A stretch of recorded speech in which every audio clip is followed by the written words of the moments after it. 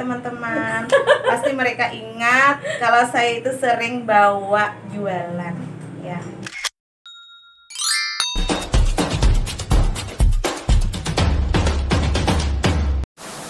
Assalamualaikum warahmatullahi wabarakatuh. Kembali lagi di channel Amelia Aming bersama saya Amelia Nurani. Nah, hari ini kita bertemu dengan pengusaha sukses, dan sekaligus ibu guru. Coba sini, namanya siapa dulu nih? Nama panjang saya Tuti Isnani, atau lebih dikenal lagi kalau di wirausaha dengan sebutan Mbak Tutut. Ya, Mbak Tutut. Iya, Mbak Tutut. Nah, Mbak Tutut ini pengusaha yang lumayan terkenal di Kota Barabai. Cemilan yang dia buat bermacam-macam. Ada berapa produk yang Ada dibuat? 5. Ada 5. Yang pertama kali launching adalah kerupuk kacang. Oh, Yang kedua keripik ladi. ya. Yang ketiga kerupuk seblak. Yang keempat kerupuk jengkol.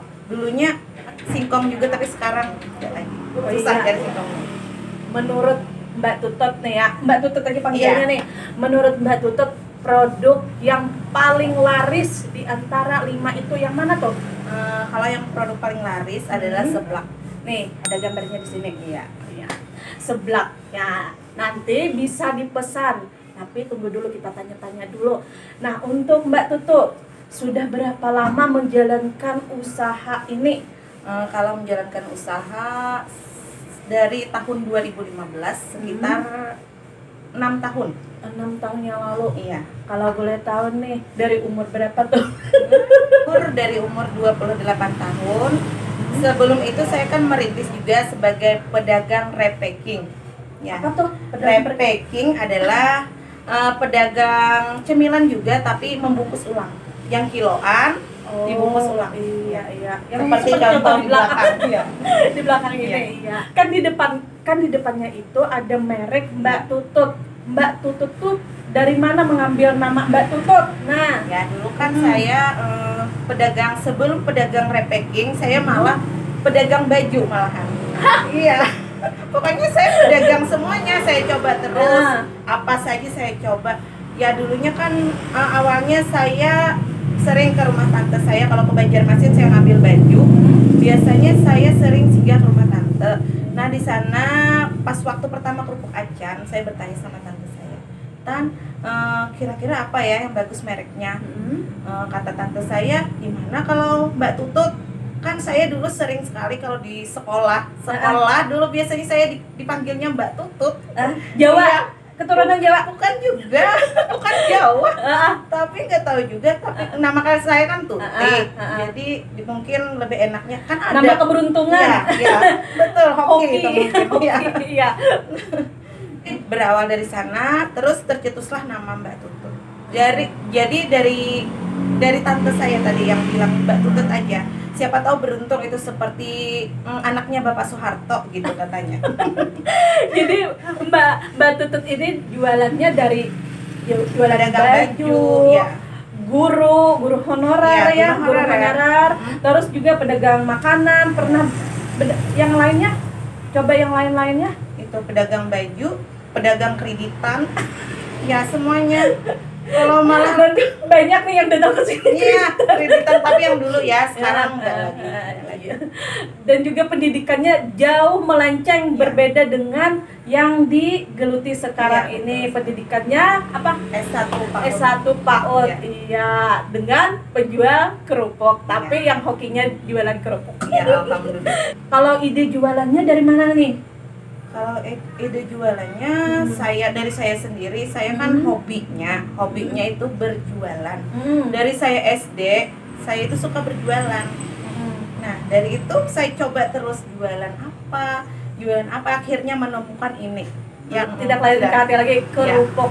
Karena kerupuk itu mungkinnya makanan sehari-hari kita, bisa dicampur dengan nasi, mie, dan apapun, dan juga anak-anak pastinya suka. Dan untuk sekarang ini ya, lagi musim kerupuk yang macam-macam rasa ya, Iya, macam rasa. Kalau Mbak Tutut ini rasanya ada apa aja? Kalau rasanya yang paling best seller adalah rasa pedas. Pedas. Tapi selain rasa pedas ada juga tersedia rasa asin, asin jeruk purut, barbecue, sama pedas manis. Oh, Ya itu. iya. Kalaunya proses pembuatan kerupuk berapa hari nih? Kalau saya biasanya bikin kerupuknya itu kan 1 bulan cuma 2 kali order, cuma 2 kali saja. Biasanya pertengahan bulan, awal bulan sama akhir bulan biasanya.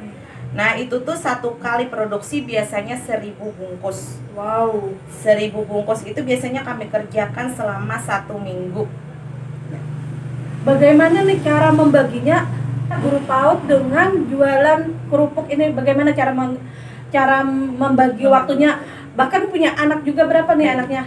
Kalau anak saya 2, tapi bayi 1. Bayi 1. 2 tahun, hampir 3 tahun. Bagaimana cara membagi waktunya nih? Iya, kalau membagi waktu biasanya saya jam 3 sore itu mulai kerja sama asisten-asisten. Kami punya 4 asisten, ya. Jadi kami sore itu sudah bekerja. Kalau pagi subuh saya sama suami yang bekerja. Setiap hari Selama 1 minggu. Jangan salah kalau dia menjadi sukses karena kenapa? Semangatnya yang tinggi dan juga pejuang rupiah ya. Dari subuh kita masih melek-melek, dia sudah kerja. Kalau sarananya apakah menggunakan alat-alat yang sederhana atau dengan tangan sendiri atau bagaimana nih sarananya? Kalau dulu sarana prasarannya masih sederhana sekali, banyak yang manual. Setelah beberapa kali ini kan saya ordernya selalu 1.000 bungkus. Itu tuh uang keuntungan saya simpan, tidak saya pergunakan untuk apapun, hal poya-poya ataupun happy-happy tidak ada dari uang itu. Jadi saya pergunakan khusus untuk menabung membeli alat. Nah yang sekarang alhamdulillah modern alatnya. Ya Allah. Ya.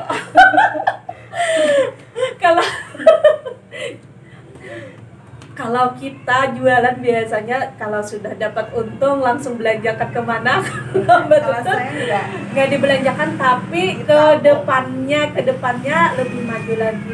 Tadi kan sudah tanya berapa pegawai yang dipekerjakan di tempat Mbak Tutut, ada 4. Kalau boleh tahu biasanya gaji pegawainya itu per hari, per minggu atau per bulan nih? Kalau biasanya itu langsung per 1 minggu setelah selesai langsung digaji. Kalau yang membungkus ada 2 orang, itu per bungkus, upahnya per bungkus. Misalnya 1 bungkus berapa upahnya. Kalau yang menggoreng per pak biasanya berapa 1 paknya. Ada juga yang mengupas keladi itu iya juga sama. Pegawainya itu dari tetangga atau keluarga atau keluarga semua. Ada mama, ada adik, ada sepupu sama acil. Ya, memanfaatkan keluarga ya. Iya. Terus Mbak Tutut nih, kalau banyak produksinya, terus cara penjualannya, pemasarannya bagaimana nih Mbak Tutut? Kalau saya pemasarannya lebih ke reseller. Karena apa? Walaupun untungnya sedikit, tapi kan majunya itu lebih cepat. Ya. Habisnya juga lebih cepat. Ya. Biasanya juga menaruh ke minimarket. Kenapa kami tidak bisa meletakkan di warung-warung, di kios-kios biasa yang terkena papar matahari atau panas sinar matahari secara langsung? Itu karena kalau ketahanannya cuma bertahan 15 hari saja. Kami sudah menyurvei ya. Jadi sekarang saya tidak berani lagi menaruh-naruh di pinggir-pinggir jalan atau di outlet-outlet. Itu biasanya kami menarik sudah semuanya. Itu karena kerupuk kami ini tidak bisa kena terpapar matahari secara langsung. Itu bisa merubah rasa, merubah warna. Kalau biasanya di ruangan ini tahan 2 bulan, kalau terpapar matahari cuma setengah bulan saja. Berarti selalu fresh nih ya. Iya. Selain itu, kalau jualan online yang lainnya, kalau seperti Shopee atau Lazada atau yang kayak gitu ada? Iya, kalau sekarang ini menggeluti di Shopee. Alhamdulillah orderannya ada terus, alhamdulillah. Padahal baru beberapa hari launching ini di Shopee, alhamdulillah peminatnya lumayan. Bisa minta alamat di Shopee-nya? Iya, bisa. Ya, nanti dicatat di sini. Iya. Sekarang kalau omset Mbak Tutut nih, kalau sebulan berapa nih? Atau setahun deh? Kalau omset kan saya yang 1000 bungkus ini baru 2 bulan, sekitar 2 bulan saja. Karena peralatan tadi modern, alhamdulillah nanti kita bisa. lihat peralatannya. Iya, alhamdulillah bisa mengomset sekitar 1 bulannya 12 juta rupiah. Wow, kali setahun. Iya. Uang. Terus selama berjalannya usaha ini, adakah kendala yang Mbak Tutut rasakan? Kendala awal mungkin dari merintis karir yang tidak langsung zet ya. Ya dulu merintisnya dari jualan ke sekolah-sekolah, pernah jualan ke sekolah-sekolah. Habis itu ke rapat biasanya selalu bawa jualan. Bahkan mereka teman-teman, hai teman-teman, pasti mereka ingat kalau saya itu sering bawa jualan.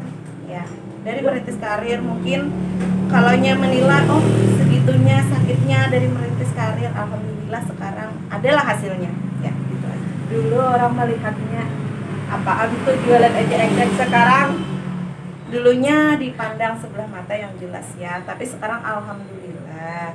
memang kalaunya usaha itu, kalaunya kita merintis ya tidak bisa diukur dari uang.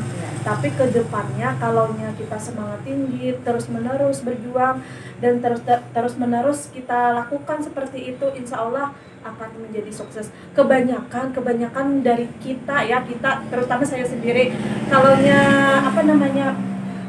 namanya juga anak muda, kalaunya melihat ada masalah sedikit down ya.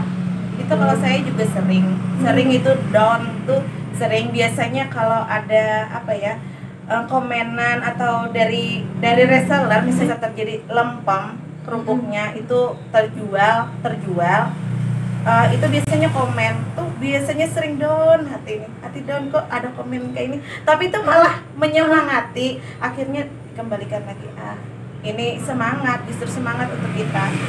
Tapi dari situ kita tahu kekurangan kita di mana, ya, jadi kita perbaiki terus dan perbaiki ya. Dan jangan lupa belajar. Kalau saya setiap malam selalu buka YouTube untuk belajar berwirausaha. Bagaimana cara wirausaha yang sukses? Betul. Kalau kita cuma jualan, ambil keuntungan, memang semua orang bisa. Tapi kalau ingin maju, ingin sukses, harus belajar nih ya. Belajar dari mana saja, bukan dari buku atau kita langsung duduk di sekolah. Kita bisa belajar dimanapun, bahkan kita berhadapan dengan siapapun kita belajar, ya kan? Nah, untuk selama ini kan sudah alhamdulillah, semuanya alhamdulillah. Terus apa nih yang didapat secara finansial Mbak Tutut nih selama jualan kerupuk berapa tadi? 6 tahun. 6 tahun. Ayo bayangkan 6 tahun. Kalau bicara finansial saya kurang enak sebetulnya Bunda. Tapi sedikit gambaran supaya teman-teman wirausaha yang pemula itu menjadi semangat juga seperti saya. Alhamdulillah dari pencapaian kami beberapa tahun ini, alhamdulillah dari bantuan suami juga yang selalu mensupport saya, mama, orang tua saya, anak-anak saya, alhamdulillah kami bisa membuat rumah tanpa kredit. Iya, alhamdulillah. Tapi belum selesai ya rumahnya. Selama berjalannya usaha nih Mbak Tutut, adakah arahan atau binaan dari Disperindak ataupun dari koperasi atau dari mana saja untuk meningkatkan penjualan ataupun meningkatkan ilmu dari Mbak Tutut ini? Alhamdulillah selama saya bergabung dengan Dinas Perdagangan dari tahun 2020, alhamdulillah saya dibekali dengan pelatihan-pelatihan yang amat sangat berguna untuk bisnis saya ini. Tentunya Hulu Sungai Tengah yang Dinas Perdagangan Hulu Sungai Tengah. Terima kasih Bapak Ibu semuanya. Dari koperasi juga? Iya, dari koperasi di bidang itu, koperasi di bidangnya. Oh iya, bidangnya koperasinya. Ya. Dan sekarang alhamdulillah saya juga bisa mengajukan proposal untuk mendapatkan dana bantuan tapi belum keluar ya. Alhamdulillah sudah mengusulkan. Semoga dapat ya. Kalau pelatihannya tuh apa saja yang diikuti Mbak Tutut kalau dari Disperindak itu? Banyak. Yang kemarin terakhir branding produk, kemasan, banyak sekali, banyak tentang kiat-kiat bagaimana cara berwirausaha, banyak sekali, sangat-sangat berguna untuk kami khususnya UKM Hulu Sungai Tengah. Ya, jadi para UKM jangan lupa ikuti terus ya, Iya, ikuti terus betul. pelatihan-pelatihan untuk meningkatkan, mengasah kita untuk jualan-jualan itu ya. Nah, yang terakhir, minta tipsnya dong. Kalau ingin membuka usaha kecil bagaimana nih? Tipsnya pertama. Yang pertama tipsnya tentu harus semangat tuh. Bismillah tentunya bismillah dulu. Harus semangat, apapun cobaannya, kerikilnya itu harus semangat terus. Harus, insya Allah nanti kerikil, alhamdulillah nanti jalannya mulus. Nah, untuk adik-adik yang masih berjuang untuk memulai usahanya, apa nih tipsnya? Yang pertama, jangan lupa minta doa restu sama orang tua, itu yang terpenting. Yang kedua, jangan takut mencoba. Yang ketiga, percaya diri. Dan jangan malu, itu tentunya. Malu, ya. Sekarang boleh gak kita lihat tempat produksi kerupuknya? Boleh, kita ngelihat. Kemana nih kita arahnya? Tempat produksi kita di belakang, Pak, di belakang. Nih kerupuknya.